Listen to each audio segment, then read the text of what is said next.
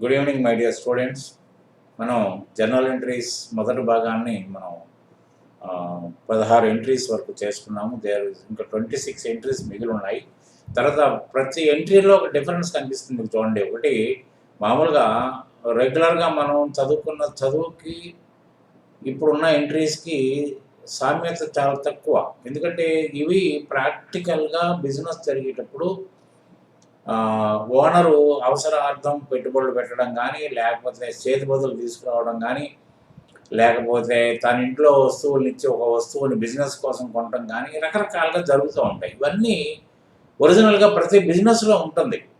కాబట్టి అలా విధంగా నేర్చుకున్నప్పుడు ఏంటంటే బిజినెస్ అనేది ఎలా జరుగుతుంది, ఎలా స్టార్ట్ అవుతుంది, ఎవరు స్టార్ట్ చేస్తారు, ఎందుకు స్టార్ట్ చేస్తారు, ఎలా రన్ అవుతుంది అనేది మనకు అర్థమైన రోజున మనం పూర్తి నిడివిలో మనం దాన్ని అర్థం చేసుకోగలుగుతాము.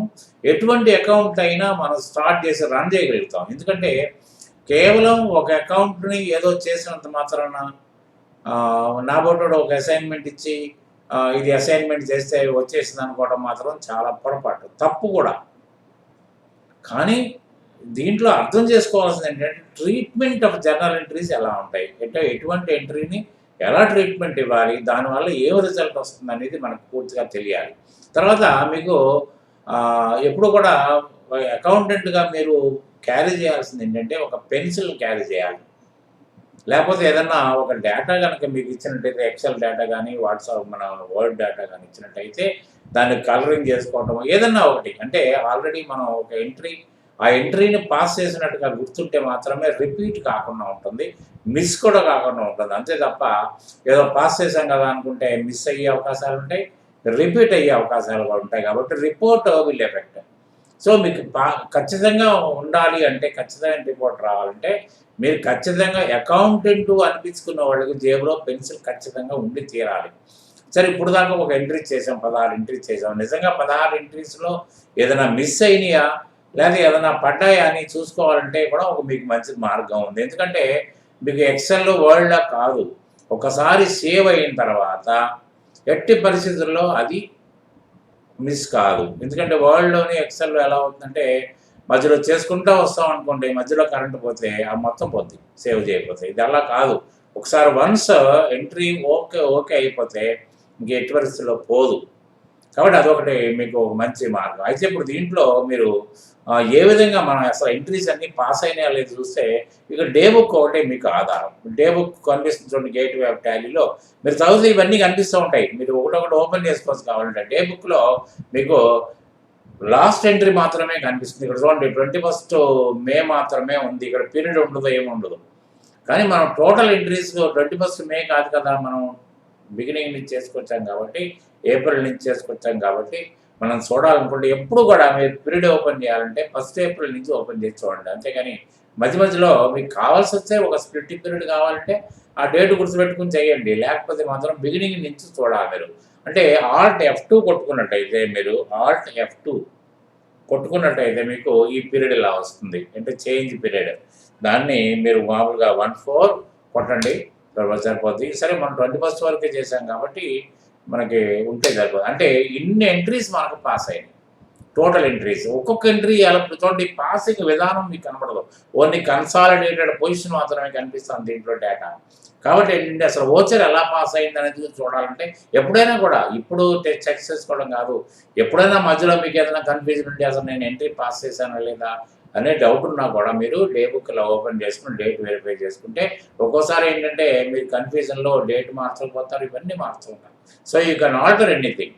చూసండి, ఇప్పుడు ఒకటి ఫస్ట్ ఎంట్రీ ఓపెన్ చేద్దాం. నేను మీకు ఓపెన్ చేశాను. ఓపెన్ చేస్తే ఎంట్రీ కొట్టగానే ఓపెన్ అవుతుంది. తర్వాత ఇక్కడ ఏముంది, మీరు ఓచర్ అకౌంటింగ్ ఓచర్ ఆల్టరేషన్ అని చూడండి, అక్కడ కనిపిస్తుంది. అంటే మీరు ఒకవేళ డేట్ తప్పేశారనుకోండి, you can change the date. అక్కడ బ్లింక్ అవుతుంది చూసారా పైన, ఇక్కడ బ్లింక్ అవుతుంది కాబట్టి you can change the date, you can change the amount, you can change even the option ఆ లెడ్జర్ అకౌంట్ కూడా మీరు ట్రాన్స్ఫర్ చేసేయచ్చు. సో ఆ విధమైన మార్గం మీకు కనిపిస్తుంది. సో కొంత అయిపోయిన కంట్రోల్ కొట్టేసుకుంటే ఎంట్రీ వెళ్ళిపోతుంది. ఎటువంటి ఎంట్రీ అయినా కూడా మీరు ఒకసారి ఓపెన్ చేసుకుని యూ కెన్ ఆల్టర్ ఇట్. ఉన్నారా?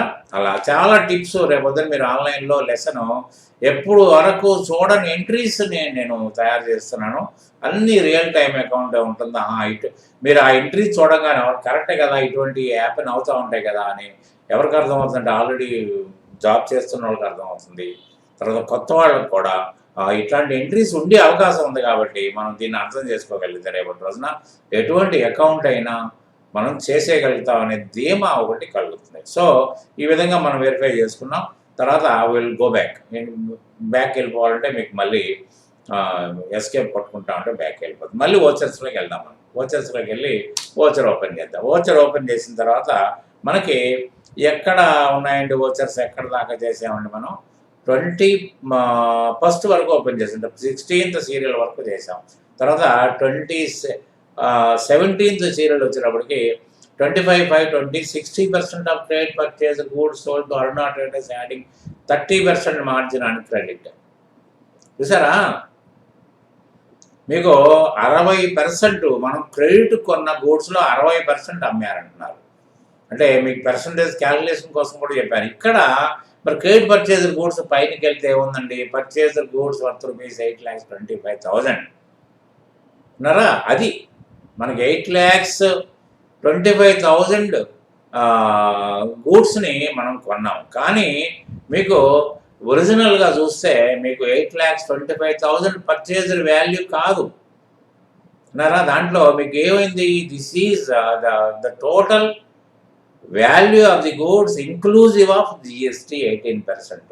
సో టోటల్ వాల్యూ ఎంత ఉందో మనం ఒకసారి ఎంట్రీస్ పరంగా వెళ్తే మనకు తెలిసిపోద్ది. ఎంట్రీస్ పరంగా వెళ్ళినప్పుడు మీకు ఏం తెలుస్తుందండి, మీకు ఇక్కడ చూడండి డిఏఎల్ అనేది, డిఏఎల్ నోట్ చేసుకోండి. డిఏఎల్ అంటే డిస్ప్లే అకౌంట్స్ లెటర్, డిఏఎల్ కొట్టుకుని మీరు పర్చేస్ ఆఫ్ గూడ్స్ని తీసుకోండి, ఓపెన్ చేయండి. పర్చేజ్ ఆఫ్ గూడ్స్ ఓపెన్ చేస్తే ఎంత ఉందండి, మీరు 8th మే నాడే కొన్నారు కదా, మీరు కొన్న దాంట్లో ఎంత ఉందండి 7 lakhs పర్చేజ్ ఆఫ్ గూడ్స్ 6,99,153 రూపాయలు వర్త్ మాత్రం గూడ్స్ మాత్రమే కొన్నారు. అది బాగా గుర్తుపెట్టుకోండి. ఎందుకంటే టోటల్గా 8,25,000 రూపాయల వాల్యూ మనం లో it is inclusive of GST 18%. So టోటల్గా మీకు పర్చేజ్డ్ వాల్యూ ఎంత వచ్చిందంటే 6,99,153 ఉన్నారా. సో ఇది బ్యాక్ వచ్చేద్దాం. మళ్ళీ 6,99,153లో మీరు ఏం చేస్తారు, మళ్ళీ ఓచర్స్లోకి వచ్చేసేసి ఓచర్స్లోకి రండి. ఓచర్స్లోకి వచ్చిన తర్వాత ఇక్కడ ఏమైంది, సేల్ ఆఫ్ గూడ్స్, ఇక్కడ ఏమంటున్నాడండి, సేల్ ఆఫ్ గూడ్స్ ఎంత ఉంది ఇక్కడ, 60% of credit purchased goods sold to Aruna traders adding 30% margin on credit. అంటే sales, credit sales, pure credit sales. అక్కడ పర్చేజ్ విషయంలో it is not a pure credit purchase, it is purchase with in advance. ఇది కానీ pure credit sale అంటే మొత్తానికి ₹1 కూడా మనం advance తీసుకోలేదు. చూసారా, ఒక్కొక్క ఎంట్రీ ఒక్కొక్క రకంగా నేను తయారు చేసుకుంటూ వచ్చాను. సో మీరు దీన్ని కూడా మనం ఎలా పాస్ చేయాలో చూద్దాం. మనం విన్నారా,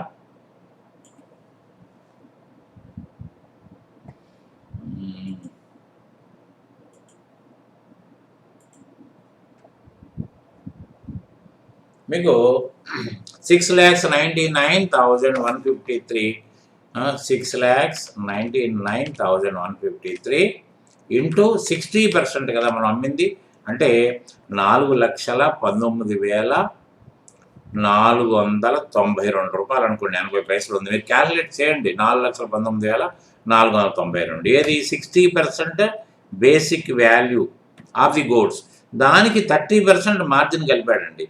అంటే మీకు 30% దానికి యాడ్ చేయండి. 30% ఎంత అయిందండి, 1,25,848 1,25,848. ఎందుకంటే అక్కడ 54 పైసా ఉంది. అంటే 10, 14, 5, 8, 13, 10, 5, 15, 2, 2, 4 అంటే 5,45,340 రూపాయలు విలువ వచ్చిందండి. అది మాత్రం బాగా గుర్తుపెట్టుకోండి. అంతేగాని 8,25,000 క్యాలిక్యులేట్ చేస్తే తప్పును పడతాం మనం. సో ఇక్కడ అంటే ఎలా క్యాలిక్యులేట్ చేయాలి, మనం 5,04,19,492 60% అయింది. దాంట్లో 30% కొట్టినట్టయితే 1,25,848 అయింది. టోటల్గా 545,340 అన్నారా. సో ఇక్కడ మనం ఎంట్రీకి వెళ్దామండి. ఎంట్రీ ఎలా 25/5 డేట్ మార్చుకుందామండి. First of all will change the date 25 fifth మంత్లోనే ఉంది కాబట్టి ఇక్కడ క్రెడిట్ సేల్ అంటే F8లో చూడండి, ఇక్కడ మనకి డెబిట్ క్రెడిట్ ఎక్కడ కనపడట్లేదు సారా. డెబిట్ క్రెడిట్ కనపడకపోయినప్పుడు మీరు చేంజ్ చేసుకోవాల్సిన ఏంటి, ఇక్కడ ఈ బార్లో చూస్తే చేంజ్ మోడ్ కనిపిస్తాం చూడండి. చేంజ్ మోడ్లో యాజ్ వచ్చారు అంటే అకౌంటింగ్ ఇన్వాయిస్ మనం మామూలుగా ఎక్కడైనా ఎలక్ట్రానిక్స్ ఏదైనా కొనడానికి వెళ్తే బజాజ్ కొద్దికి వెళ్తే మనం ఏం చేస్తాం, మనం డబ్బులు ఇవ్వగానే ఒక ఇన్వాయిస్ని ప్రింట్ చేసి ఇస్తారు. అంటే సేల్స్ ఎంట్రీ పడుతుంది, ఆటోమేటిక్గా మీకు ఇన్వాయిస్ ప్రింట్ అయ్యి వచ్చేస్తుంది. అది ఇన్వాయిస్ మోడ్లో ఉంటుంది. కానీ ఇక్కడ మీకు దాంట్లో డెబిట్ క్రెడిట్ అనేది మీకు కనబడవు. కానీ మనకు డెబిట్ క్రెడిట్ తోటి మనం ఎంట్రీస్ పాస్ చేస్తున్నాం కాబట్టి యాజ్ ఓచర్ కనుక మనం తీసుకున్నట్టు ఇది 2 ఆప్షన్లో ఒకటి తీసుకొని చూసారా, మళ్ళీ డెబిట్ క్రెడిట్ కనిపిస్తుంది. సో ఇక్కడ మనకి ముందు ఎవరికి అమ్మేమండి, ఇది అరుణా ట్రేడర్స్ అంతేగా. చూడండి ఒకసారి, పేరు గుర్తు లేకపోతే మళ్ళీ చూద్దాం. అరుణా ట్రేడర్స్కి అమ్మాం. సో అరుణా ట్రేడర్స్ అనేది మన దగ్గర లేదండి. Aruna traders account. Aruna traders మనకి ఏమవుతాడండి, సండ్రీ డెటార్ అవుతాడు అంతే కదా మనకి. ఎందుకంటే ఇప్పుడు మనకు డబ్బులు ఇవ్వలేదు ఆయన, తర్వాత ఇస్తా అంటున్నాడు. సో అరుణా ట్రేడర్స్ ఇక్కడ మనకి ఎంత అయిందండి, 5,45,340 5,45,340. దీంట్లో మరి 2 ఎంట్రీస్ దీంట్లో మీకు సిజిఎస్ ఎందుకంటే ఒక్కొక్క ఎంట్రీ ఒక్కొక్క మోడల్లో ఇచ్చాను కాబట్టి ఎక్కడైనా జిఎస్టీ ప్రస్తావన ఇక్కడ ఇవ్వలేదు నేను. సో ఇక్కడ సేల్ ఆఫ్ గూడ్స్ ఉందా చూడండి, సేల్ ఆఫ్ గూడ్స్ ఉంది. ఇక్కడ సేల్ ఆఫ్ గూడ్స్ మీకు కనిపించేస్తుంది. సేల్ ఆఫ్ గూడ్స్ మీకు 5,45,000 బీయింగ్ క్రెడిట్ సేల్. ఓకే, తర్వాత ఆ ఎంట్రీ అయిపోయిందండి. ఆ ఎంట్రీ అయిపోయిన తర్వాత నెక్స్ట్ ఎంట్రీకి వెళ్తాం మనం. నెక్స్ట్ ఎంట్రీ ఏంటి, 31/5/20 నెలాఖరికి మీకు entry sold scrap 15,000 which was adjusted by the manager for his personal. అంటే దీంట్లో ఏమైందండి, ఇప్పుడు మేనేజరు సార్ నాకు కొంచెం డబ్బులు కావాలంటే ఆ స్క్రాప్ ఏదో అమ్మేసి ఆ డబ్బులు నువ్వు తీసుకో అని అంటాడు. జనరల్గా ఇది జరుగుతూ ఉంటుంది. అంతేగాని ఆయన తెలియకుండా, యాజమాన్యానికి తెలియకుండా, ఓనర్ గారికి తెలియకుండా అమ్ముకున్నది కాదు. ఇది తెలిసే అమ్ముకున్నాడు. కానీ ఏంటంటే మనకి అమ్ముకుంటే సేల్ ఆఫ్ స్క్రాప్ ఏదైనా సరే రెసిప్ట్ రావాల్సింది మనకు రాకుండా ఏమైపోయింది, అది మేనేజర్ గారి అకౌంట్లో పడిపోయింది. అంటే మేనేజర్ గారికి ఏమి ఇచ్చినట్టు, మనం లోన్ ఇచ్చినట్టు అయింది. That will be adjusted while paying his salary. So దీన్ని కూడా మనకి క్యాష్ రాలేదు, ఇన్కమ్ కనిపించింది కానీ క్యాష్ రాలేదు. Cash that was income was adjusted. So ఇక్కడ 31/5 నాడు మనం ఏం చేసుకోవాలి, ఒక జర్నల్ ఎంట్రీయే పాస్ చేయాలి అంతే కదా. Journal entry 31/5. ఇక్కడ మీకు ఎవరు మేనేజర్ లోన్ అంతే కదా. మేనేజర్ అనే అతను లోన్ అకౌంట్ దేని కింద వస్తుందండి, లోన్స్ అండ్ అడ్వాన్సెస్ అసెట్. నరా గ్రూప్లో మీరు చదివిన వాళ్ళు అయితే ఇది సమస్య కాదు. ఇక్కడ 15,000 నరా. సో ఇక్కడ ఏమైంది, sale of scrap. It is not a sale, it is sale of scrap. Sale వేరు, ఇది వేరు. ఎందుకంటే సేల్స్ కింద రాసేసారనుకోండి రిపోర్ట్ సర్వనాశనం అయిపోతాయి. Indirect income 15,000 being scrap sale. Okay, దాని తర్వాత ఏముందో చూద్దాం. 10/6 నాడు old furniture sold for ₹28,000. Old furniture, ఇక్కడ ఓల్డ్ ఫర్నిచర్ న్యూ ఫర్నిచర్ అనేది ఉండదు. కానీ మీకు తెలియటం కోసం అంటే existing furniture, old furniture means ఇక్కడ ఎగ్జిస్టింగ్ ఫర్నిచర్, మన దగ్గర ఉన్న ఫర్నిచర్ అంటే earlier which was brought through a opening balance or through a purchase, ఏదైనా కానివ్వండి మనకు వచ్చింది, దాన్ని అమ్మేశారంటే 28,000కి. ఓకే, అయితే దీంట్లో చూద్దాము. 10/6 నాడు మనం అమ్మేసాం దాన్ని. 10/6 నాడు ఓల్డ్ ఫర్నిచర్ సోల్డ్ 28,000. ఓకే, దానివల్ల మనకి దేంట్లోకి వచ్చింది, మనకి రెసీట్లోకి వచ్చింది, డబ్బులు వచ్చినాయి కదండి మనకి, రెసీట్లోకి వచ్చింది. తర్వాత 30th 5. తర్వాత మనకి ఇక్కడ ఏమైందండి, మనకి రెసీటు మనకి ఫర్నిచర్, సేల్ ఆఫ్ ఫర్నిచర్ అని రాయడానికి వెళ్ళేది. Why? Because it is not a sale. ఎందుకంటే గ్రూపింగ్ ఆఫ్ లెడ్జర్ అకౌంట్స్ కనుక చదివిన వాళ్ళకి సేల్ అంటే అర్థం చెప్పాను, అక్కడ పర్చేజ్ అంటే అర్థం చెప్పాను. కాబట్టి ఇక్కడ ఏంటంటే పర్చేజ్ ఒరిజినల్, ఫర్నిచర్ ఒరిజినల్గా మన దగ్గర డెబిట్లో ఉంది. ఇప్పుడు క్రెడిట్ చేయటం వల్ల the purchase will go out, the purchase, the furniture will set out of your office. So ఇక్కడ మనం ఫర్నిచర్ని క్రియేట్ చేయాలి అన్నారా. What is the source for this receipt? Furniture is the source for receipt. Furniture అనేది account already ఉంది కాబట్టి మనకి need not create.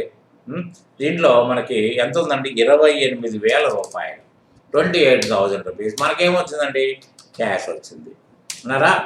Being,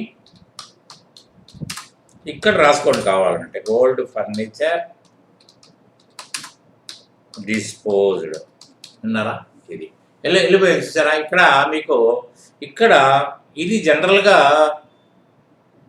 accounting పూర్తిగా అది దానికి యొక్క అర్థం తెలుసున్నప్పుడు ఎంట్రీ పాస్ చేసే విధానం వేరుంటుంది. మనం లేకపోతే మనకు డబ్బులు వచ్చినాయి కదా 28,000 పాస్ చేసే విధానం వేరుంటుంది. దీనివల్ల ఒక తప్పు బయటపడుతుంది. ఎలా బయటపడుతుందంటే, మనకి 28,000 రూపాయలు డబ్బులు వచ్చింది, అది వాస్తవం, 100% కరెక్ట్, ఎక్కడ కూడా క్యాష్ డిఫరెన్స్ రాదు. కానీ ఇప్పుడు ఫర్నిచర్ అమ్మేసాము, 28,000 వచ్చినాయని మనం చెప్తున్నాడు కదా. మరి ఒక్కసారి మరి ఈ ఫర్నిచర్ ఎక్కడుండి, ఇది ప్లేస్మెంట్ ఎక్కడ ఉందండి, బ్యాలెన్స్ షీట్లో ఉంది. బ్యాలెన్స్ షీట్లో ఒక మార్పు వస్తుండాలి కదా. ఏమండి, మార్పు వస్తే వచ్చిందా లేదో చూద్దాం. అంటే ఒక ఎస్కేప్ కొట్టేసేసి మీకు లేకపోతే గోటుకి వెళ్ళినా కూడా మీకు బ్యాలెన్స్ షీట్ అయ్యి కనిపిస్తాయి. గోటు వెళ్ళండి, ఎక్కడికి ఎస్కేప్ వెళ్ళకుండా గోటుకి వెళ్తే మీరు balance sheet, profit and loss account అన్నీ చూడొచ్చు. బ్యాలెన్స్ షీట్ కొట్టిన, బ్యాలెన్స్ షీట్ కొట్టి ఎప్పుడు కూడా ఆల్ట్ F1 కొట్టుకుంటే డీటెయిల్ వస్తుందండి మీకు అన్నారా. ఇక్కడ చూడండి, ఫర్నిచరు మీకు ఎక్కడ ఉందండి, 12,000 రూపాయలు ఉంది. ఏమండి, నిజంగా ఫర్నిచర్ మనం అమ్మేసామండి. అమ్మేస్తే మనకి అమ్మేసిన తర్వాత ఏమైంది, ఇక్కడ చూడండి, ఫర్నిచరు మనకి ఒరిజినల్గా విలువ 40,000 రూపాయలు ఫర్నిచర్ ఉంది, దాన్ని 28,000 రూపాయలకి అమ్మేసాం. కానీ మన దగ్గర ఇంకా 12,000 రూపాయలు బ్యాలెన్స్ షీట్లో కనిపిస్తుంది. ఇదే కనుక గమనించకపోతే ఇది పొరపాటు. ఇది గమనించకపోతే the report will be continued like this. ఇదే విధంగా రిపోర్ట్ వెళ్ళిపోద్ది. ఎందుకంటే పెద్ద పెద్ద కన్సల్ట్స్లో ఏది ఎంత వాల్యూ ఉంది, అసలు నిజంగా మన దగ్గర ఎగ్జిస్టింగ్ పొజిషన్ ఉందా లేదా అనేది ఎవరు గమనించరు. ఆడిటర్స్ గమనించరు, అకౌంటెంట్ మాత్రమే గమనించాలి. ఆడిటర్ని తప్పట్టుకోవడానికి లేదు. ఎందుకంటే ప్రత్యక్షంగా చూడగలిగింది, దాని ఉనికిని కనిపెట్టగలిగింది అకౌంటెంట్ మాత్రమే, అకౌంటెంట్ విలువ అది. కానీ ఇక్కడ 12,000 రూపాయలు నిజంగా ఉందంటే లేదు. మరి లేనప్పుడు మనం ఎలా చేసామండి దాన్ని మీరు అయితే యాక్చువల్గా ఏంటంటే 12,000 రూపాయల లాస్కి మనం ఫర్నిచర్ అమ్మేసాం. మరి అది ప్రస్తావించకపోతే బ్యాలెన్స్ షీట్ రిపోర్ట్ తప్పు అయిపోయింది కదా. బ్యాలెన్స్ షీట్ రిపోర్టే తప్పు కావడం కాకుండా మీకు ఇన్కమ్ స్టేట్మెంట్లో కూడా తేడా వచ్చేస్తుంది. ఎందుకంటే నిజంగా మీకు లాస్ వచ్చింది కదా. నామినల్ అకౌంట్లో debit all expenses and losses of the business, తర్వాత credit all incomes and gains. Gains అంటే income derived out of other than the main activity. అట్లనే loss arrived not due to the activity చేయటం వల్ల loss రాలేదు. దీన్ని మనం dispose చేయటం వల్ల, తెగనమ్మటం వల్ల మనకు వచ్చింది 12,000. అప్పుడు దీన్ని ఏం చేయాలి, మీకు కనుక మీరు నేనైనా పొరపాటు చేస్తా. ఇప్పుడు నేను పొరపాటు చేయలేదు, మీకు చూపించడం కోసమే నేను ఎంట్రీ వేశాను. సరే, నేను మరి ఇక్కడ పొరపాటు జరిగిందని నాకు తెలిసింది కాబట్టి నేను దీన్ని నేనేం చేస్తానంటే మార్చుకోవడానికి ప్రయత్నం చేస్తాను. ఇప్పుడు ఇక్కడ ఎంటర్ కొట్టండి. ఎంటర్ కొడితే మీకు ఆ ఎంట్రీ కనిపిస్తుంది. మళ్ళీ ఎంటర్ కొట్టండి, మీకు మామూలుగా కనిపించినప్పుడు ఏంటంటే దీన్ని పైన చూడండి, అకౌంటింగ్ ఓచర్ ఆల్టరేషన్గా ఎంట్రీ కొట్టగానే వచ్చింది. అదే అంటే you can alter it. Alter చేద్దాం. ఆల్టర్ చేస్తే మీకు ఫర్నిచరు ఎంత విలువైంది మనం బయటికి పంపించాలండి. మన దగ్గర ఫర్నిచర్ లేదు కదా, మన దగ్గర ఉన్న విలువ ఎంత, 40,000 రూపాయలు అన్నారా.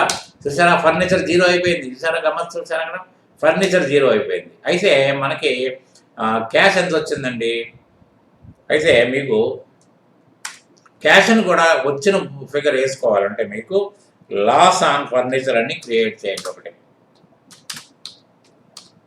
కొంతమంది ప్రాఫిట్ అండ్ లాస్ అకౌంట్ ఖర్చు రాస్తారు అలా ఇది విడివిడిగా మనకు తెలియడానికి మీకు ఎప్పుడు కూడా దేని వల్ల లాస్ వచ్చింది అది చేయండి, అప్పుడు విడివిడిగా కనిపిస్తుంది మీకు.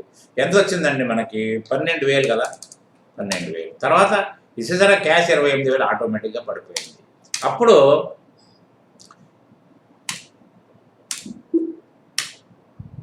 ఇప్పుడు మనం బ్యాలెన్స్ షీట్ చూసినట్టయితే ఎక్కడా బ్యాలెన్స్ షీట్లో మీకు ఫిగర్ లేదు చూసారా, బ్యాలెన్స్ షీట్లో ఫర్నిచర్ స్థానంలో నిల్ అయిపోయింది. అది మనం అంటే తప్పు చేశాము, కానీ తప్పు చేసినట్టుగా మనం కనుక ట్రేస్ అవుట్ చేయగలిగితే it is good and well and good. అంటే ఇది అమ్మేసిన సందర్భం ఉండొచ్చు, ఎక్స్చేంజ్ చేసిన సందర్భం ఉండొచ్చు, ఏదైనా కానివ్వండి. ఒకటి వెళ్ళిపోతే పూర్తిగా వెళ్ళగొట్టాలి. ఇవన్నీ సెటిల్మెంట్స్ అంటారండి. మనం ఏదైనా బాకీ సెటిల్మెంట్ అప్పుడు కూడా బాకీ సెటిల్మెంట్ 3 లక్షలు ఇవ్వాలి, ఆయన దగ్గర నుంచి 2.5 లక్షలు వచ్చినట్టు 2.5 లక్షలు తీసుకుంటే మరి 50 లక్షలు 50,000 ఇంకా మిగిలిపోద్ది. కానీ సెటిల్మెంట్ అప్పుడు ఆయన బేబాకీ అంటారు, చెప్తా అంటారు. కాబట్టి ఏంటంటే మొత్తం బాకీ అంతా ఆయన పేరును జమ రాసేయాలి, అప్పుడు క్లోజ్ అవుతాడు. ఇంకా ఆయన దగ్గర నుంచి మనం అడిగే హక్కును మనం కోల్పోతాం. నిజంగా హక్కు కోల్పోవడం ఏంటి, నిజంగా అదే ఒప్పుకునే కదా మనం డబ్బులు తీసుకునేది. సో సెటిల్మెంట్స్ అన్నీ జాగ్రత్తగా ఉండండి. ఇటువంటి ఎంట్రీస్ అన్నీ ఇప్పుడు మీకు తారసపడతాయి, విన్నారా. సో మళ్ళీ ఇప్పుడు ఆ ఎంట్రీ మనం రెక్టిఫై చేసేసాం కదా. దాని తర్వాత విన్నారా 10/6 నాడు 10/6 మనం 30/6 రాసినట్టున్నాం కదా. ఒకసారి చూద్దాం, ఒకవేళ డేట్ ఉన్నా కూడా మనం దీన్ని పరిష్కరించుకోవచ్చు. బ్యాలెన్స్ షీట్లో చూద్దాం.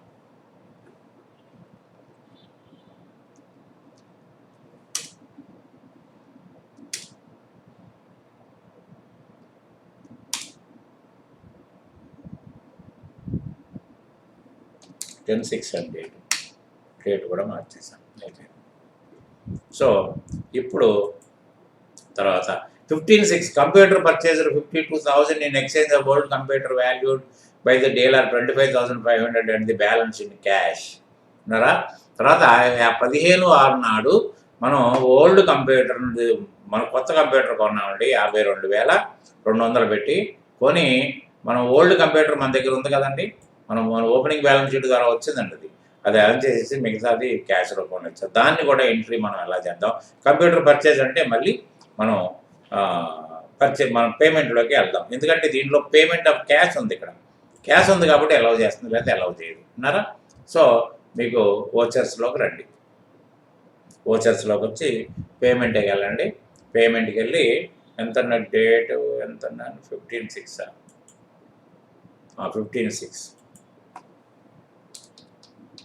15/6 అంటే మీకు ఇక్కడ కంప్యూటర్ మళ్ళీ ఓల్డ్ అని న్యూ అని కొట్టకండి, మీరు కంప్యూటరే కొట్టండి. కంప్యూటర్ అకౌంట్ ఎంత అండి 52,000 సారీ 52,000కి కొన్నాం. కానీ హౌ ఇట్ వాజ్ ఎక్వైర్డ్, ఎలా వచ్చిందని ఒక క్వశ్చన్ వేసుకోండి. అకౌంట్స్ అన్నీనండి మీ ఇష్టం వచ్చినట్టు మాట్లాడుకోవచ్చండి. ఈ డెబిట్ క్రెడిట్ అనే సిద్ధాంతాన్ని ఉన్నట్టుగా బట్టి ఇష్టం వచ్చినట్టు 52,000 పెట్టి కంప్యూటర్ కొన్నాం. ఎలా కొన్నామండి, మనం డబ్బులు 52,000 ఇచ్చామండి, ఇవ్వలేదు కదా. మనం ఏం చేస్తాం, ఓల్డ్ కంప్యూటర్ వాజ్ సో ఇచ్చేసాం. ఓల్డ్ కంప్యూటరు ఎంత అండి, ఓల్డ్ కంప్యూటర్ ఎంత ఉందండి మనకి 35,000 ఉందండి. చూడండి ఓల్డ్ కంప్యూటర్ కొట్టగానే ఎంత ఉందండి 35,000 ఉంది. అయితే మనకి ఇక్కడ ఓల్డ్ కంప్యూటర్ వాల్యూడ్ 25,500 అంటే ఇక్కడ మనకి ఓల్డ్ కంప్యూటర్ పంపేయాల్సిందే కదా, ముందు 35,000 వెళ్ళిపోవాల్సిందే. అయితే 35,000 మైనస్ 25,500 అంటే 35,000 అంటే 9,500 కూడా దీంట్లో కూడా మనకి లాసే వచ్చింది. అంటే మిగతాది మనం క్యాష్ రూపంలో ఇచ్చాం ఏమండి. క్యాష్ ఎంత ఇచ్చుంటామండి మనం, మామూలుగా క్యాష్ ఎంత ఇచ్చుంటామండి మనం అంటే 52,000 కంప్యూటర్లో మీకు 25,500 పోతే 52,000 మైనస్ 25,500 పోతే 26,500 రూపాయలు ఇవ్వాలి. 26,500 రూపాయలు ఇవ్వాలి. అయితే దీంట్లో చూసారా డెబిట్ ఇచ్చింది మళ్ళీ, ఇప్పుడు మళ్ళీ అదే స్థానం ఇచ్చింది మనకి. దీంట్లో కూడా లాస్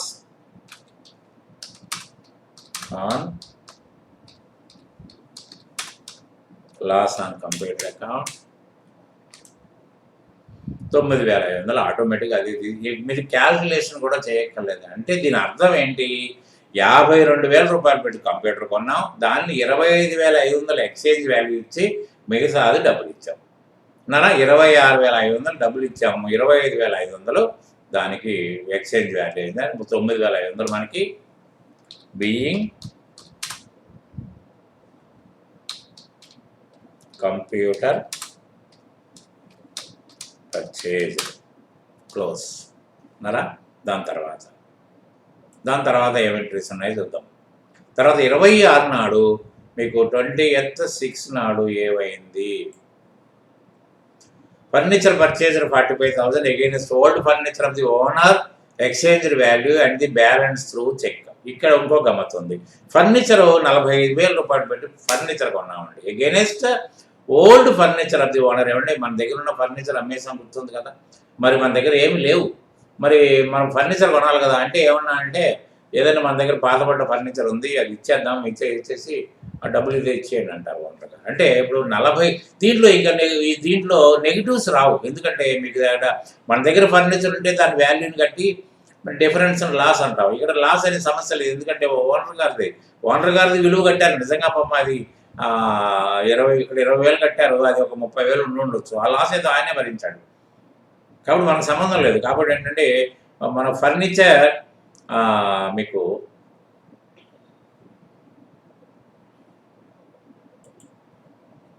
మళ్ళీ పేమెంటే 26 మరా. ఫర్నిచర్ అకౌంట్లో మీకు 45,000 అంతేగా.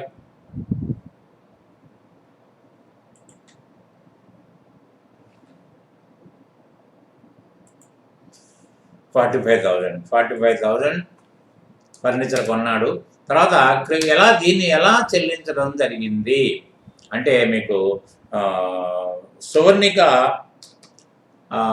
గారి క్యాపిటల్ దాంట్లో 20,000 రూపాయల ఆమె విలువైన ఫర్నిచర్ ఇచ్చేసారు. తర్వాత ఆంధ్రా బ్యాంక్ ద్వారానే చెల్లించింది. ది బ్యాలెన్స్ చెక్ అంటే ఆంధ్రా బ్యాంక్ ద్వారానే ఇచ్చేసేయండి, ఎందుకంటే దేన్ని ముట్టుకోవద్దు అన్నారా. సో ఫర్నిచర్ పర్చేజ్ అయిపోయింది కదా. దాని తర్వాత ఏమైంది మీకు,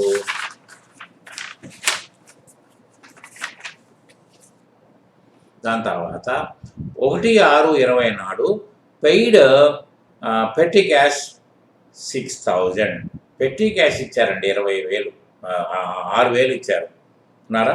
6,000 పెట్టి క్యాష్ ఇచ్చారు. దాన్ని మనం ఎలా పాస్ చేయాలో చూద్దాం.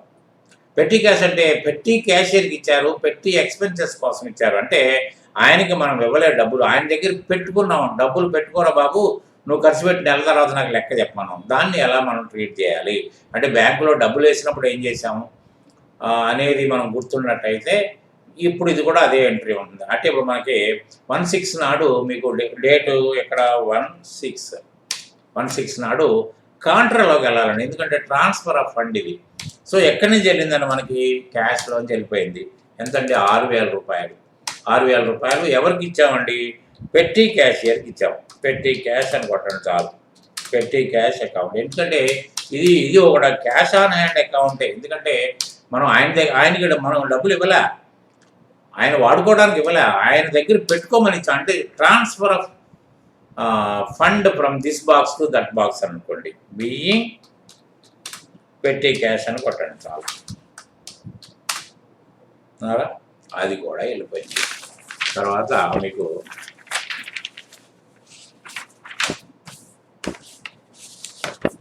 తర్వాత ఏం చేశారు, 36 నాడు ఆయన అకౌంట్ అప్పచెప్పాడండి. అకౌంట్ ఆయన ఖర్చు పెట్టాడు కదా, నెలాఖరు వరకు డబ్బులు ఇస్తే అది మనకు అప్పచెప్పాడు. దాన్ని 30/6 నాడు మీకు అప్పచెప్పాడు. 30/6 నాడు దీన్ని మనకి పేమెంట్ ఆప్షన్ అండి, ఇది జర్నల్ కాదు, ఇది పేమెంట్ ఆప్షన్. ఉన్నారా? సో పేమెంట్ ఆప్షన్లో మనం కొట్టేయాలి, ఎందుకంటే క్యాష్ ఆన్ హ్యాండే కొట్టుకున్నాం కదా. పెట్టి క్యాష్ అంటే that is nothing but cash. So payment ఆప్షన్లో మనకి ఒక్కొక్కటి ఏమైందో మనం చూద్దాం. చూస్తే ఎట్లా ఉందండి, మనకి పెట్టి cashier submitted expenses of ₹2500 towards office maintenance. Office maintenance అనేది అకౌంట్ లేదు, మనకి క్రియేట్ చేద్దాం.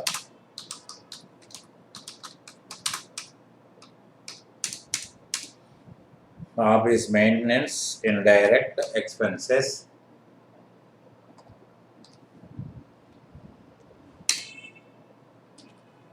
ఎంతండి, 2500.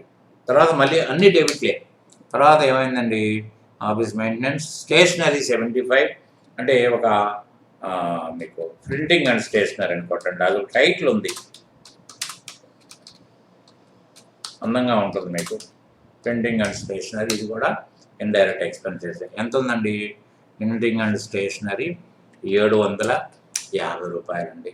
మళ్ళీ డెబిటే, ఎందుకంటే ఇవన్నీ ఖర్చులు పెట్టాడు. ఎవరు పెట్టారు, పెట్టి క్యాషియర్ పెట్టాడు. వాటర్ ఛార్జెస్, దానికి కూడా మన దగ్గర అకౌంట్ లేదు కాబట్టి వాటర్ ఛార్జెస్ అకౌంట్, ఇది కూడా వాటర్ ఛార్జెస్ 360 అన్నారా. దాని తర్వాత మళ్ళీ డెబిట్, మొత్తం ఖర్చులు ఒకటేసారి ఇస్తాడు, నెలకు మొత్తం సరిపడ ఒకటేసారి ఇస్తాడు. మొత్తం electricity charges of the owner, మనది కాదు ఇది. అంటే ఓనర్ గారు రెసిడెన్షియల్ అనుకోండి, అయితే మనకి ఎవరికి చెల్లాలి ఇది, సువర్ణిక గురించి. సువర్ణిక క్యాపిటల్కే ఖర్చు రాయాలి. ఎంత రాయాలి, ₹1500 అన్నారా. ఈ డబ్బులంతా ఎవరు పెట్టారండి, పెట్టి క్యాష్ పెట్టింది. సో ఇక్కడ ఎంత ఉందండి, ₹5110 ఖర్చు అయిపోయింది. బీయింగ్ పెట్టి ఎక్స్పెన్సెస్ అన్నారా. ₹5110 గుర్తుపెట్టుకోండి. 30/6 అయిపోయింది.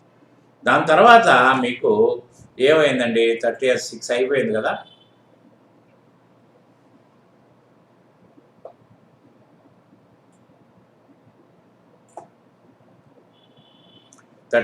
అయిపోయిన తర్వాత 17 నాడు ఏమైందంటే, తర్వాత 17 నాడు దిస్ వాజ్ రీయింబర్స్డ్. అంటే ఖర్చు జనరల్గా పెట్టి క్యాష్ ఎలా ఉంటుందంటే, నెలంతా ఖర్చు పెట్టిన తర్వాత హెడ్ క్యాషియర్ గారి అకౌంట్ వెరిఫై చేసి, ఇప్పుడు నీ దగ్గర ఎంత ఉంది, ₹6000 ఉంది. ₹6000 ₹5110 ఖర్చు పెట్టాడు అంటే మిగతా డబ్బులు ఉన్నట్టే కదా. అంటే మిగతా ₹5110 కనుక వాపస్ ఇస్తే, మళ్ళీ రీఎంబర్స్ అయితే, సర్దుబాటు చేస్తే, మళ్ళీ నెల బిగిన్లో 17లో 6000 ఉంటాయి కదా. సో ఇక్కడ మాకు మళ్ళీ పెట్టి క్యాష్ ఇచ్చినట్టు అయింది. సో పెట్టి క్యాష్ మళ్ళీ 17 నాడు ఎంత ఇస్తారో చూద్దాం. దీన్ని బట్టి అకౌంట్ ఎలా తెలుస్తుంది చూడండి. మరి F4 వేసుకుని 17 నాడు మీకు క్రెడిట్, మళ్ళీ క్యాష్ చూసారా. పెట్టి క్యాష్ 6000 అయిపోయింది చూసారా. మళ్ళీ 5110, అంటే మళ్ళీ బిగినింగ్లో, మంత్ బిగినింగ్లో 6000 ఉన్నాయి. So being expenses reimbursed.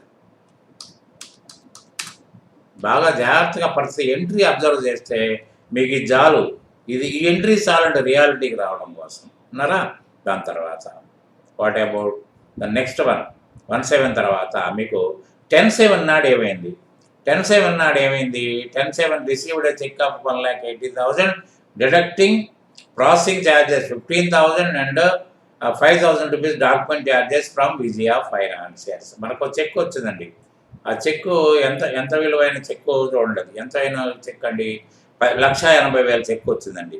అయితే 1,80,000 చెక్కు ఎప్పుడు after deducting processing charges 15,000 and document charges 5,000, అంటే ₹20,000 కట్ చేసుకుని మనకి 1,80,000 ఇచ్చాడు. అంటే మనకు లోన్ ఎంత ఇచ్చినట్టు, విజయ ఫైనాన్సర్స్ 2 లక్షలు ఇచ్చినట్టు.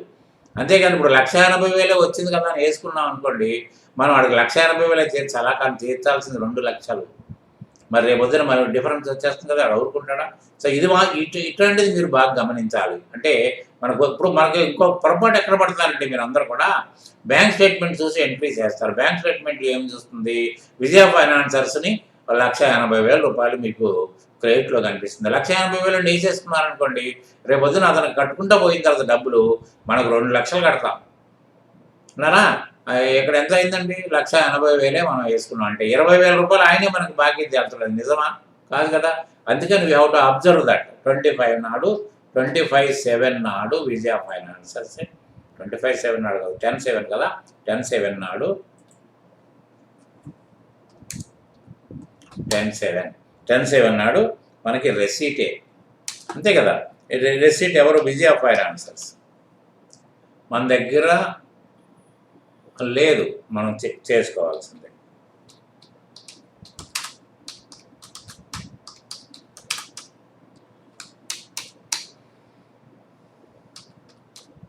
సన్రీ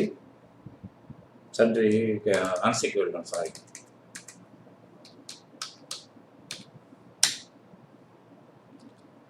ఎంత? 2 లక్షలు వేసుకోండి. 2 లక్షలు వేసుకుంటే ఎలా సరిపెట్టుదామో చూద్దాం. సారీ, 2 లక్షలు. దీంట్లో మనకి ఇక్కడ ఏముంది? 2 లక్షల రూపాయలు ఏ రూపంగా మనకు వచ్చినాయి అనేది లెక్కేసుకున్నట్టయితే processing charges account, indirect expenses 15,000 రూపాయలు. తర్వాత మళ్ళీ debit documentation charges account 5,000.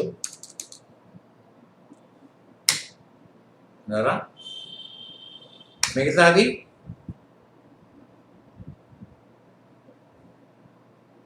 Andhra బ్యాంకులోనే వేద్దాం. ఆంధ్ర బ్యాంకులో 1,80,000 అంతే కదా. మనకి 2 లక్షల రూపాయలు క్రెడిట్ ఉంటే 1,80,000 రూపాయలే చెక్ వచ్చింది కాబట్టి 1,80,000, 1,85,000, 15,000, 2 లక్షలు అయిపోయింది. బీయింగ్ చెక్ నెంబర్ ఉంటే వేసుకోండి. బీయింగ్ అది మనం అది పరిస్థితి అర్థమైపోయింది కదా. దాని తర్వాత 10/7 నాడు అయిపోయింది. 15/7 నాడు క్రెడిట్ కార్డ్ సేల్స్ 65,000. 15/7 నాడు క్రెడిట్ కార్డ్ సేల్స్ 65,000.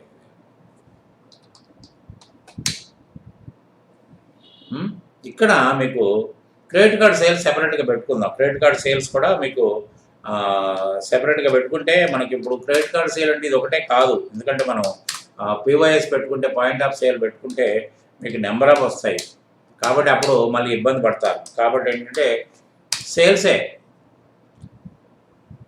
65,000 అన్నారా.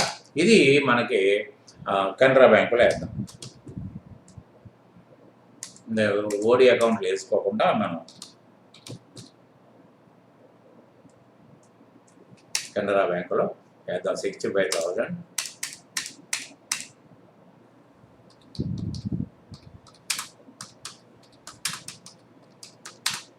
సేల్స్ అన్నారా. దాని తర్వాత next 20/7 paid for purchase 1,25,000 promotes 25% for staff incentive. ఏదైనా పండగ పబ్బం వచ్చిందనుకోండి, దీపావళి దసరా వస్తే ఏదైనా బట్టల షాప్ అనుకుందాం పోనీ అనుకుంటే అయ్యా మాకు ఇప్పుడు వాళ్ళకి ఇన్సెంటివ్ ఇవ్వాలి అంటే incentive is nothing but bonus.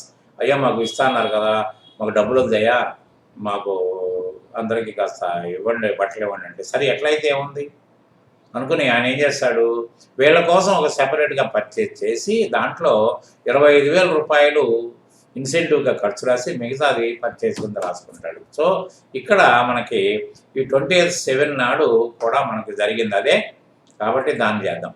20/7 నాడు మనకి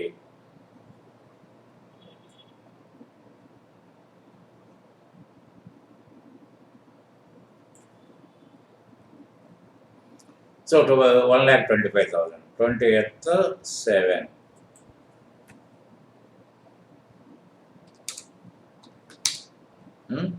పేమెంటే కదా. సో ఇక్కడ మనం స్టాఫ్ ఇన్సెంటివ్ అనేది రాసుకుందాం. ప్రతిదీ మీరు అకౌంట్ క్రియేట్ చేయడానికి అలవాటు పడాలి. ఆల్ట్ సి కొట్టుకుంటే పర్టికులర్స్ కాలంలో వచ్చేస్తుంది. Staff incentive is indirect expenses. ఎంత ఉందండి? 25,000. అది కాకుండా మళ్ళీ డెబిట్ మీకు purchase of goods account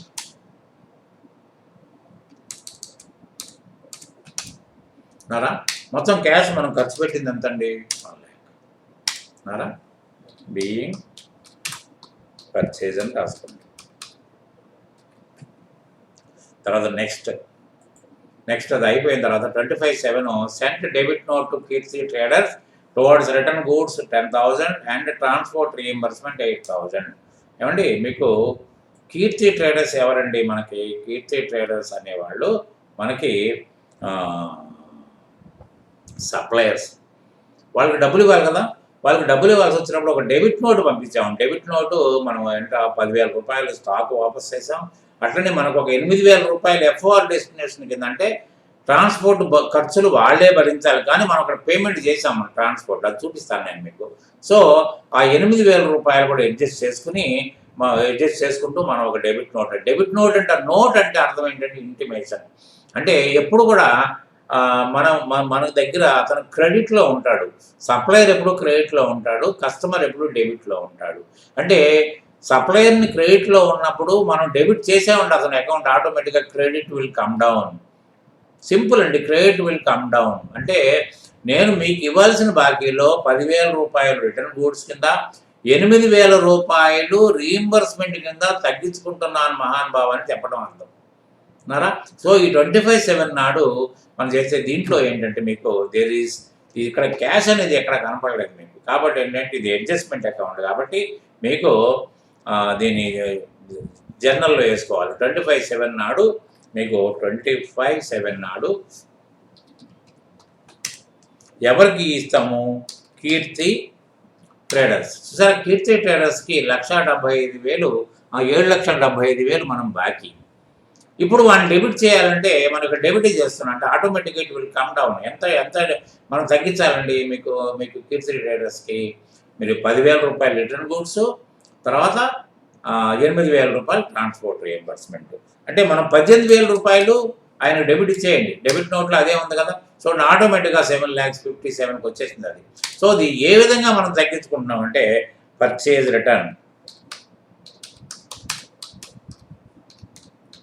returns account. Purchase returns కూడా మీరు పర్చేజ్లోనే చేయాలి, ఎందుకంటే అది ఖర్చు కాదు, ఆదాయం కాదు. మనకి దానికి రియల్ క్వాంటమ్ మనకి పర్చేజ్ తెలుసుకోవడం కోసం. అట్లనే తర్వాత అండి ఇక్కడ ఉంచండి ట్రాన్స్పోర్ట్ ఎక్స్పెన్సెస్. చూసారా ఇక్కడ 8,000 రూపాయలు, అంతకుముందు ట్రాన్స్పోర్ట్ 0 ఉంది ఇక్కడ, లేకపోతే అక్కడ లేదనుకోండి మీకు ఇక్కడ 8,000 రూపాయలు మీకు క్రెడిట్ కనిపించేది. కాబట్టి అంతకుముందు ఉంది కాబట్టి మనం ఇక్కడ 0 అయిపోయింది 8,000 రూపాయలు. So it is debit note. జాగ్రత్త, డెబిట్ నోట్లో కన్ఫ్యూజన్ ఉంటారు, జాగ్రత్తగా అర్థం చేసుకోండి. అంతే, debit note to the supplier అని రాసుకోండి. నెక్స్ట్ అది అయిపోయింది. తర్వాత 28/7 నాడు received credit note from Keerthi traders 15,000 towards rate difference in invoice. చూసారా, ఇప్పుడు కీర్తి ట్రేడర్స్ బుక్స్లో మనం ఎప్పుడు డెబిట్లో ఉంటాం, అంటే మనం వాడికి బాకీ కాబట్టి, మనం వాడికి కస్టమర్ కదా, కస్టమర్ ఎప్పుడు కూడా డెబిట్లో ఉంటాడండి.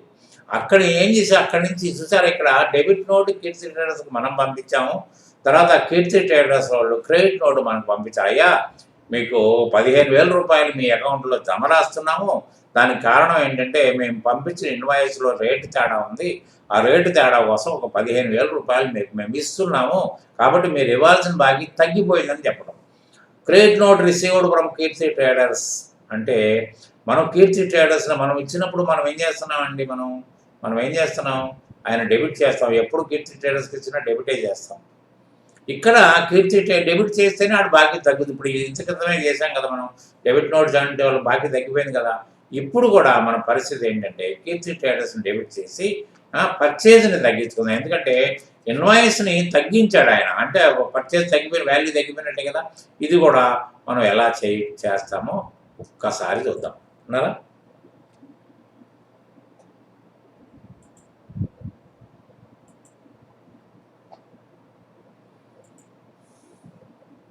So credit note received from Keerthi traders 15,000 towards rate difference. ఇది కూడా మనం డెబిట్ నోట్లు క్రెడిట్ నోట్లు కూడా మనం జర్నల్లోనే రాసుకోవాలి. జర్నల్లో 28/7 28,700 మళ్ళీ కీర్తి ట్రేడర్స్నే డెబిట్ చేయాలి. ఎంత ఎంత మనకి 15,000 రూపాయలు, అంతేగా? అంతే ఉందా?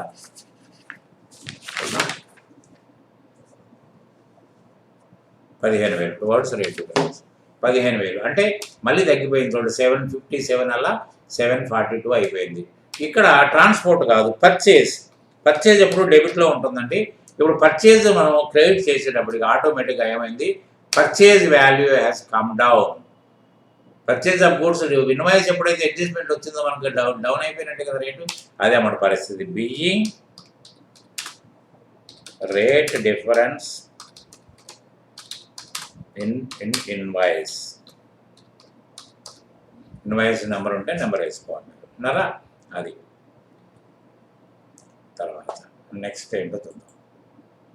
తర్వాత 31/7 నాడు మీకు credit note sent to this note Venu traders towards transport charges 12,000.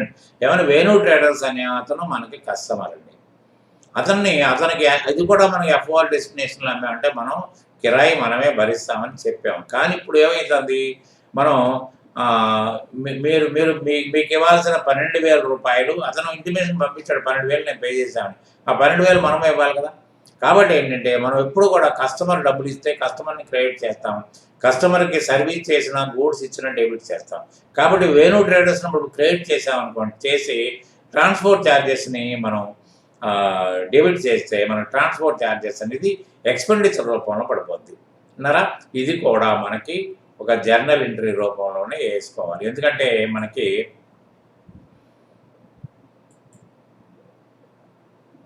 ఇక్కడ కూడా క్యాష్ అనేది మనకి ఎక్కడ రాదు. 31/7 నాడు 12,000 రూపాయలు వేణు ట్రేడర్స్కి ట్రాన్స్పోర్ట్ రాసుకుందాం. సో వేణు ట్రేడర్స్ కాదు మనకు రాయాల్సింది ఏంటంటే ట్రాన్స్పోర్ట్ ఛార్జ్. అక్కడ ట్రాన్స్పోర్ట్ అనే విషయం కదా, ఇప్పుడు ట్రాన్స్పోర్ట్ ఛార్జెస్ అని పెట్టుకుందాం. ఎందుకంటే ఇది ఇండైరెక్ట్ ఎక్స్పెండిచర్, అదేమో పర్చేస్ మీద వచ్చిందేమో డైరెక్ట్ ఎక్స్పెండిచర్. కాబట్టి అది మరి వేరే అకౌంట్ ఓపెన్ చేస్తున్నాను. ఇండైరెక్ట్ ఎక్స్పెండిచర్ ఎంతండి, 12,000 రూపాయలు. నరా ఈ 12,000 రూపాయలు ఎవరికి ఇవ్వాల్సిన వేణు ట్రేడర్స్కి ఇవ్వాలి. నరా వేణు ట్రేడర్స్ అనేది మన దగ్గర ఉంది. సో వేణు ట్రేడర్స్కి మనకి ఇవ్వాల్సిన డబ్బులు తగ్గిపోయినాయి.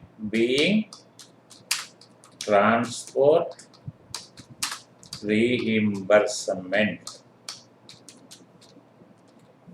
ఓకే, దాని తర్వాత ఇంకో 31/7 నాడే ఇంకో 2 ఎంట్రీస్ ఉన్నాయి.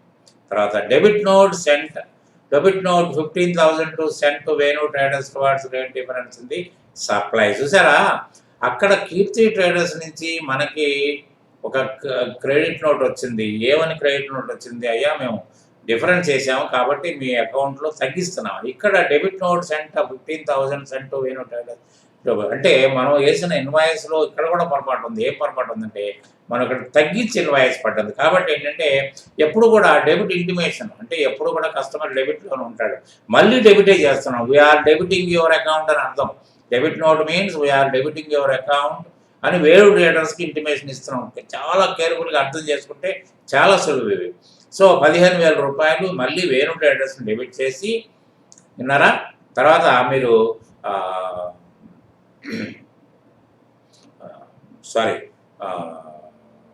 సేల్స్ని మళ్ళీ పెంచుకోవాలి. ఇక్కడ ఏంటంటే రేట్ ఇప్పుడు 15,000 మళ్ళీ వేలు ఇవ్వాలంటే సేల్స్ పెరిగినట్టే కదా.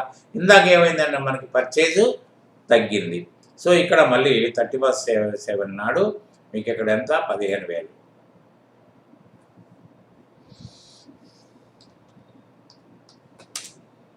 సో ఇక్కడ డెబిట్ వేణు ట్రేడర్స్ 15,000 మళ్ళీ పెరిగింది టు ఇక్కడ sale of goods being rate difference అన్నారా. సో ఇది కూడా వెళ్ళిపోయింది. తర్వాత ఇంకొకటి ఉంది 31/7 నాడు. తర్వాత 31 మార్కెటింగ్ స్టాఫ్ శాలరీస్ పెయిడ్ 1,25,000. ఇది పేమెంటే. 31/7 నాడు మార్కెటింగ్ శాలరీస్ మనం ఇచ్చాము. సో ఇది కూడా మనం క్లోజ్ చేద్దాం.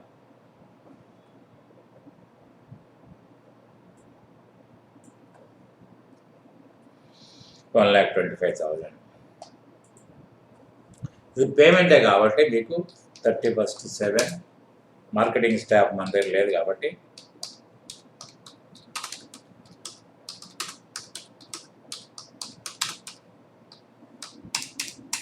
ఇండైరెక్ట్ ఎక్స్పెన్సెస్ ఎంతండి? 1,25,000 to cash paid important stock. Okay, so by this మనం కంప్లీట్ ఎంట్రీస్ అన్నీ మనం పాస్ చేసుకున్నాం విన్నారా. కాబట్టి ఏంటంటే మనకి ఇక ఇప్పుడు ఎక్కడ వరకు ఎంట్రీస్ పాస్ చేసుకున్నాం? 31st వరకు చేసుకున్నాం. అంటే 32 ఎంట్రీస్ చేసి, అంటే ఇంకొక 16 ఎంట్రీస్ చేసాము. దాని తర్వాత ఇంకొక మనకి 10 ఎంట్రీస్ మాత్రమే ఉంటాయి. ఆ 10 ఎంట్రీస్ కంప్లీట్ అయిన తర్వాత కంప్లీట్ మీకు రిపోర్టింగ్ చూపిస్తాను. రిపోర్టింగ్లో ఏదేది ట్రేడింగ్ అకౌంట్లో రిజల్ట్ ఎలా, ప్రాఫిట్ అండ్ లాస్ అకౌంట్లో రిజల్ట్ ఎలా వచ్చింది, బ్యాలెన్స్ షీట్లో రిజల్ట్ ఎలా వచ్చింది అనేది మీకు చూపిస్తే దాంతో మీకు ఈ డెమో క్లాస్ అనేది అయిపోతుంది. తర్వాత if interested and if you please with my lessons, you can join in the online classes going to be commenced very soon. Thank you very much. Good day.